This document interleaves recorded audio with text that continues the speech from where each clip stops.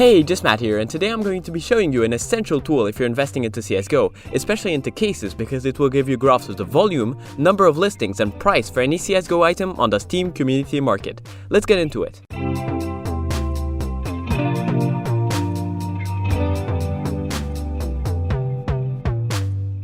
So the site is called PriceStalker, link is first thing in the description, and before I go over all you can do on this, it's completely free to use and the owner relies on donations to keep it running. So if this website helped you, consider donating to him right here. So here on the left you can see the general dashboards. These are pre-curated by the admin of the website. For example, let's look at the CSGO cases dashboard, and this one contains all the CSGO cases. The graph on the left is volume sold per day and amount of listings against time, and on the right there's the price graph. If you mouse over the graph you get a very useful line that shows you the exact figures for that time and also appears on all the other graphs at exactly the same point, which can help you make comparisons between different items or to link the volume and listings graph with the price graph. On the top right, you can see the Share Dashboard button, which I'll talk about more in the section about making your own dashboard. Next, there's the Cycle View button, which is pretty self-explanatory, and then there's the Time Selector. This allows you to set predetermined time ranges or even choose a custom time range. The ones below 1 hour are useless because the graphs refresh once per hour, so they don't have data, and generally, you get more useful graphs when looking at larger timescales. The next button is a Zoom Out button. I'm not a big fan of this button because it zooms out in the center of the current view, so you usually end up with some blank space to the right if you're close to the current time. To zoom in, you can just click and drag a selection on the graph and it'll zoom to that. The last button is the Refresh button, which refreshes all the graphs on the dashboard.